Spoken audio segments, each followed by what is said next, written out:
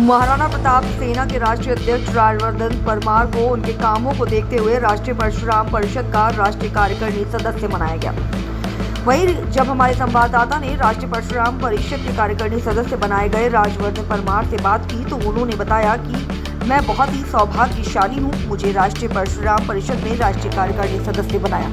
मैं लगातार महाराणा प्रताप सेना की तरफ से कई मुद्दों पर काम कर रहा हूँ। दिल्ली में मुगलकालीन सड़कों के नाम बदलने को लेकर या अजमेर की दरगाह नहीं मंदिर है, ऐसे कई मुद्दों पर काम कर चुका हूँ, लेकिन अब राष्ट्रीय परशुराम परिषद के राष्ट्रीय कार्यकारिणी सदस्य के पद पर रहकर काम करूंगा। वहीं और क्या कुछ कहा, ये सुनाते हैं इस खास रिपोर्ट में।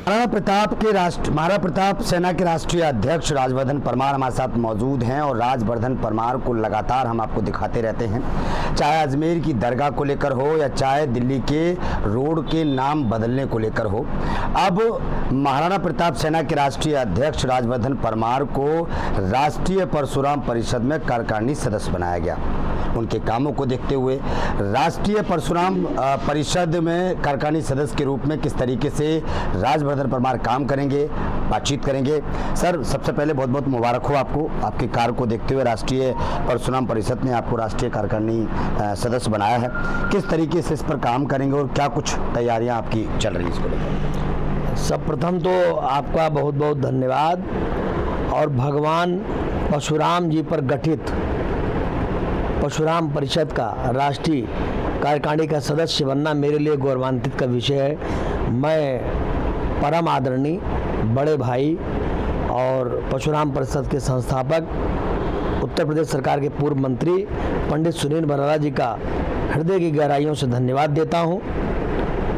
भगवान परशुराम ब्राह्मणों के पूजनीय, ऐसा ब्राह्मण बोलते हैं। इस देश में पहला क्षत्रिय हूँ मैं जो परशुराम जन्मोत्सव हर वर्ष कॉन्स्टिट्यूशन क्लब में मनाता हूँ। शाहजहां रोड का नाम हो भगवान परशुराम मार्ग, जिसके लिए हमने मुकदमा भी मेरे खिलाफ लिखा गया। मैंने कई बार प्रयास किया है वर्तमान की सरकार से और इससे जो भूत की सरकार रही उससे भी, कि शाहजहां रोड का नाम भगवान परशुराम मार्ग हो, हिमाऊ रोड का नाम लोकमाता अहिल्याबाई होलकर मार्ग हो, इम्तियाज रोड का नाम महर्षि वाल्मीकि मार्ग हो।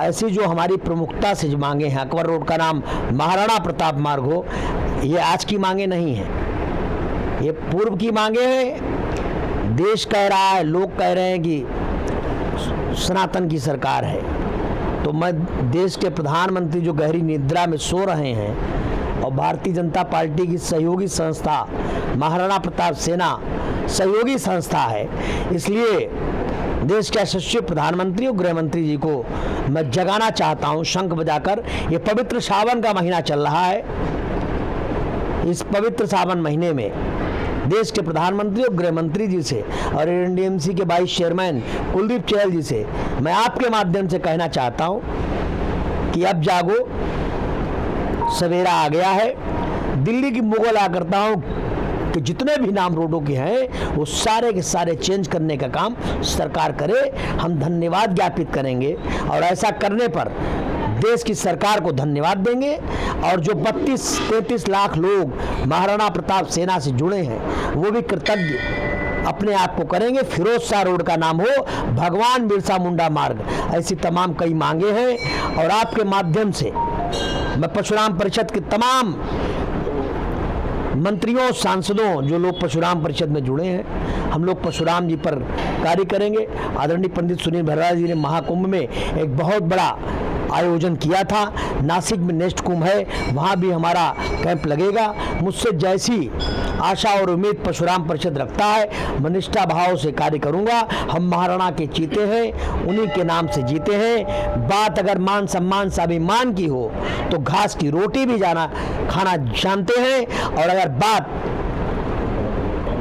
अधर्मी छेड़ने का काम करेंगे तो उनकी गर्दन भगवान परशुराम के परसे से काटना भी जानते हैं। क्या फिर से, क्योंकि पहले भी आपने कई लेटर दिए हैं गृह मंत्रालय को, दिल्ली सरकार के तमाम मिनिस्टर को, अब नई सरकार बनी है, 100 दिन पूरे हो गए हैं उनके भी, तो क्या लगता है कि आप भी रोड बदलने को लेकर आप फिर से लेटर शुरुआत करेंगे महाराणा प्रताप सेना की तरफ से और राष्ट्रीय परशुराम परिषद की तरफ से? लेटर भी देंगे और अजमेर दरगाह पर अभी मैं चिट्ठी लिख रहा हूँ वहाँ के गृह सचिव को, मुख्यमंत्री को, कि 5वां जो सोमवार आ रहा है, मैं कहता हूं कि अजमेर दरगाह नहीं, हमारा पवित्र शिव मंदिर है, वहां हमें रुद्राभिषेक करने की अनुमति दी जाए। बहुत जल्द मैं इसका पत्र लिखकर वहां के मुख्यमंत्री और गृह सचिव को देने वाला हूं।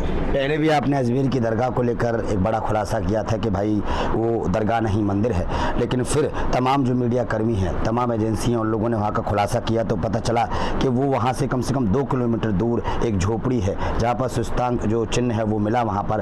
तो क्या मानते हैं कि अब आप खरे उतरेंगे इस पर? लग रहा है अब तो केस सबमिट हो गया कोर्ट में। अगर कोई आधार था तभी तो कोर्ट में केस सबमिट हुआ ना। मैं धन्यवाद देता हूं न्यायपालिका का, मुझे भरोसा है निश्चित तौर पे सूरज निकलेगा। अजमेर में आज नहीं तो कल शंख बजेगा, ये दावा नहीं, ये मेरा आत्मविश्वास है।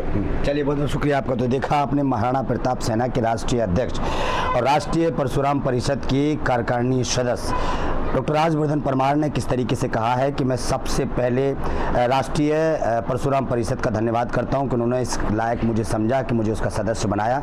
दूसरा सवाल कि जितनी भी तमाम दिल्ली के मुगल कालीन रोड हैं उनका नाम बदलने को लेकर फिर से राजवर्धन परमार तमाम जो सरकार के नुमाइंदे हैं यानी कि मंत्री हैं, गृह मंत्रालय है, उनको ये लेटर भी लिखेंगे और फिर से उन्होंने दरगाह जो अजमेर की दरगाह है उसको लेकर एक तरीके से मानिए तो बिगुल बजा दिया। उन्होंने कहा है कि फिर से हम उसकी तैयारी करेंगे, केस चल रहा है, लेकिन फिर हम कहते हैं कि भाई वो दरगाह नहीं मंदिर है। फिलहाल ये तो आने वाला वक्त बताएगा, लेकिन राजवर्धन परमार की अब लड़ाई और ज़्यादा होगी क्योंकि अब महाराणा प्रताप सेना के अध्यक्ष के होते हुए अब वो राष्ट्रीय परशुराम परिषद के भी राष्ट्रीय कार्यकारिणी सदस्य बन चुके हैं। कैमरा बच्चन के साथ ब्रजेश कुमार, दिल्ली।